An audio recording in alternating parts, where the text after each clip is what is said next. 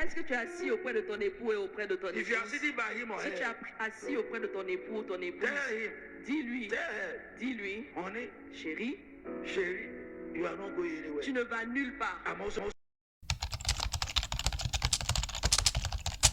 Voilà pourquoi j'ai compris qu'il faut arrêter de demander aux mariés le jour de leur mariage, est-ce que tu l'aimes? De la niaiserie, ce n'est pas ça. Et puis la sœur, évidemment qu'elle aime si elle a épousé, évidemment elle aime naturellement. Oh oui, je t'aime.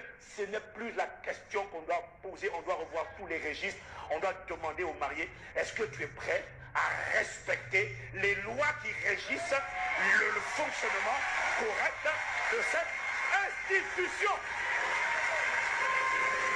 Hein?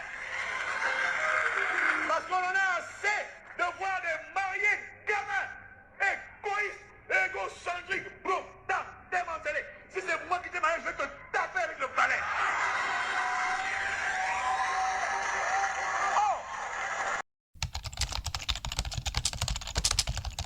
C'est ça, je vous assure, mes frères et sœurs, si vous n'avez pas bien réfléchi et vous n'avez pas pesé les pour et les contre avant de vous marier, vous êtes piégés comme des gibiers. Et alors, qu'est-ce qui arrive souvent? Ceux qui ne réfléchissent pas avant le mariage réfléchissent dans le mariage. Ceux qui ne prennent pas le temps de considérer le poids de leur engagement avant le mariage vont le considérer dans le mariage, et là c'est trop tard, car Dieu maintenant sera en colère contre toi parce que tu as pris à la légère un engagement sacré.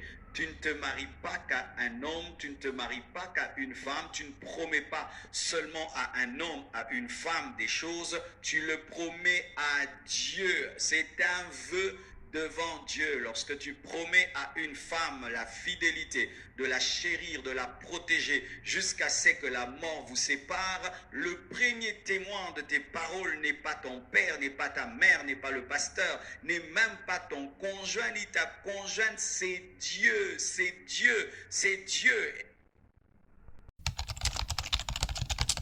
Vous savez, un foyer sera un problème si une femme ou un homme ne sait pas faire grâce à son conjoint. Vous avez insisté. Pour ceux qui sont mariés, quelle est ta capacité à pardonner lorsque ton conjoint t'a fait mal? Tu prends combien de temps? Si tu dors 3 jours avec la douleur, c'est que tu n'es pas mûr, tu n'as pas grandi en faisant grâce, miséricorde. Et Dieu aussi, pour ceux qui ne sont pas encore mariés, il faut savoir que j'aime ce passage-là où Dieu dit, alléluia, il dit si un père décide de marier sa fille, il fait bien. S'il décide de ne pas la marier, il fait mieux. Mais ce passage-là, je veux plus avancer là-dessus, il nous révèle un grand mystère, c'est que le mariage est décidé par le père. Le mari, beaucoup de sœurs n'entrent pas dans le mariage parce que papa ne t'a pas encore marié. Tu sais ça? Parce qu'il trouve qu'il est bon que tu sois seul. Il y a la croissance dans la sagesse. La sagesse, c'est la capacité à savoir résoudre des problèmes. Mais la première des choses, c'est qu'il faut que ton père qui est dans le ciel, qu'il agrée ton mariage. Tu comprends? Il faut que Dieu ait envie que tu te maries. Dieu même souhaite ton mariage. C'est pas Adam qui s'est levé pour dire, Dieu, tu as dit, il n'est pas bon que je sois seul. Adam était tranquille. Dieu même s'est levé. Il dit, Adam, il n'est plus bon que tu sois seul.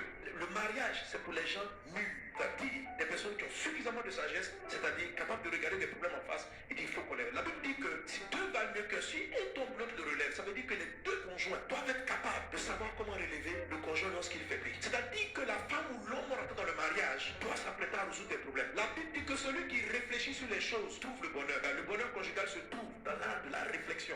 Dieu a donné le cerveau pour qu'on réfléchisse. Il y a des gens qui ne veulent pas réfléchir. La sagesse se pose des questions. C'est que si mon conjoint réagit d'une telle ou telle façon, je ne vais pas simplement mettre en colère sur l'attitude. Je peux aller chercher le pourquoi devant Dieu, prier et puis l'aider à sortir. Parce que deux valent